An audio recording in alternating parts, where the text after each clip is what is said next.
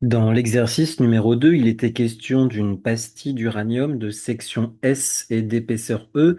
Donc on peut imaginer que c'est un cylindre dont la section vaut S, donc c'est une surface, un centimètre carré ou un mètre carré, et une épaisseur petit e en centimètres ou en mètres.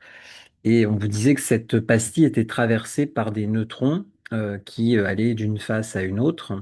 Et il note phi le flux entrant de neutrons par une face et phi prime le flux sortant de neutrons par l'autre face. Il vous précise également que dans cette pastille d'uranium, il se produit des réactions nucléaires qui vont absorber des neutrons. Donc, l'absorption de neutrons, il faut comprendre ça comme une destruction de neutrons. D'autre part, pour chaque neutron absorbé, pour chaque neutron détruit, eh bien, on vous dit qu'il y a k neutrons qui sont produits. Donc, il faut considérer ça comme une création de neutrons. Ils appellent n étoiles sur tau le nombre de neutrons absorbés par unité de temps et par unité de volume. Donc ça, c'est une information importante puisque ça nous donne une information sur l'unité de ce n étoiles sur tau. Nombre de neutrons absorbés par unité de temps et par unité de volume. Ça s'exprime donc en par seconde et par mètre cube, puisqu'un nombre de neutrons, lui, n'a pas d'unité. Taux, on vous dit que c'est un temps caractéristique, probablement, non, on ne vous donne pas d'informations précises sur ce taux, on vous dit juste que c'est un temps caractéristique. Et n étoile, donc la densité volumique de neutrons dans la pastille qu'on suppose identique dans toute la pastille, puisqu'on vous dit que c'est supposé uniforme. Et donc, on vous dit à l'aide d'un bilan de particules de déterminer l'expression de n étoiles en fonction de S, E, phi prime, K et tau. Sachant que K, c'est le nombre de neutrons qui sont produits pour chaque neutron qui sont absorbés. Donc, bilan de particules, c'est la technique habituelle dans ce genre d'exercice. Donc, je reprécise que le système étudié, donc, c'est la pastille d'uranium de section S et d'épaisseur E. Et un bilan de particules, ça consiste donc à dénombrer le nombre grand N de neutrons présents dans la pastille entre deux instants très proches de date t et t plus dt. Le bilan de particules consiste à dire que la variation du nombre de particules entre l'instant petit t et l'instant t plus dt, ce qu'on note n à t plus dt moins n à l'instant t, eh bien cette variation, elle peut être liée donc au nombre de neutrons qui rentrent, qui va faire augmenter le nombre de neutrons dans le système. Le nombre de neutrons qui sort par la face, par l'autre face de la pastille, lui, si ces neutrons sortent, va faire diminuer le nombre de neutrons, donc il y a un signe moins devant cette quantité. S'il y a une création de neutrons, ce qui est bien le cas ici, eh bien, ça va faire augmenter le nombre de neutrons dans le système, donc il y a un signe plus devant cette quantité. Et la quantité de neutrons détruits, eh bien, elle va faire diminuer le nombre de neutrons dans le système, donc il y a un signe moins.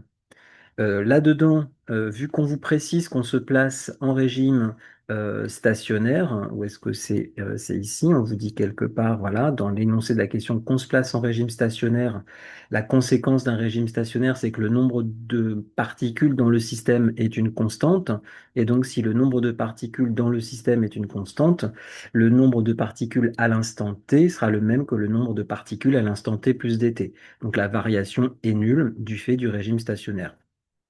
Maintenant, si on essaye de faire intervenir les flux et toutes les grandeurs qui sont mentionnées, on vous rappelle que l'énoncé disait que pour chaque neutron détruit, k neutrons sont créés. Ça vous donne donc une information, un lien entre le nombre de neutrons créés et le nombre de neutrons détruits.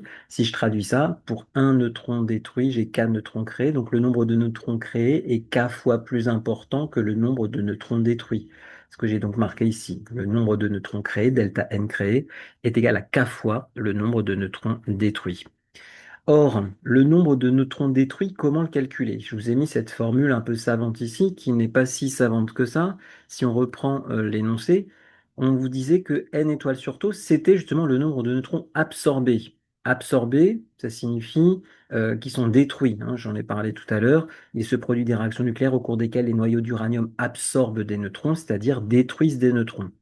Donc, le nombre de neutrons absorbés, le nombre de neutrons absorbés par unité de temps, donc le nombre de neutrons détruits, eh bien, si moi je veux savoir le nombre de neutrons détruits, c'est pas juste n étoiles sur tau.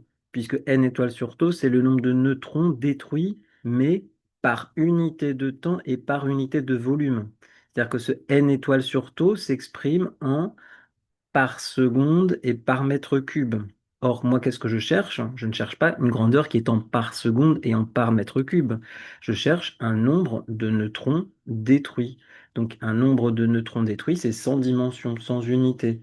Or, si n étoiles sur tau est en par seconde et par mètre cube, d'après l'énoncé, il faut que je multiplie cette grandeur par des secondes dt, une petite durée, la durée d'étude finalement, puisque j'étudie mon système entre deux instants de date t et t plus dt. Donc dt, c'est une petite durée qui est en secondes. Et il faut que je multiplie aussi par des mètres cubes. On est bien d'accord que si cette grandeur n étoiles sur tau étant par mètre cube et par seconde, si je multiplie par des mètres cubes le volume de la pastille et par une durée qui est en secondes, le résultat sera sans unité. Donc, c'est bien ce qu'on cherche. Ça vous donnera le nombre de neutrons détruits dans le système pendant la durée d'été. Alors, le volume de la pastille, qu'est-ce que c'est?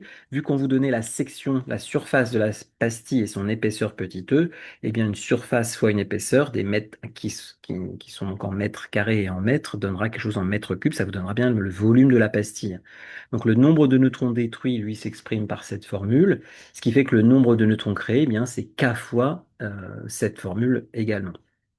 De plus, donc, le nombre de neutrons qui rentrent par une face et le nombre de neutrons qui sortent par une face sont reliés au flux qui sont indiqués phi et phi prime dans l'énoncé par la formule phi fois dt et phi prime fois dt par définition du flux qui est égal donc au nombre de particules qui rentrent ou qui sortent par la face divisé par la durée. Ça a juste été reformulé ici sous la forme delta n égale flux fois durée. Il n'y a plus qu'à remplacer finalement dans cette expression tout là-haut eh bien, par les grandeurs encadrées qu'on a trouvées ici. Et vous allez aboutir à cette expression ici, où on constate d'ailleurs qu'on peut simplifier par dt partout. Et il ne reste plus que phi moins phi prime plus n étoile sur tau fois SE qu'on peut factoriser, hein. Ouais, on retrouve ici n étoile sur tau fois SE, n étoile sur tau fois SE. Et donc il y a k moins 1 en facteur. Et le but était d'exprimer n étoiles, il n'y a plus qu'à isoler, et vous obtiendrez donc cette expression de la densité volumique de particules.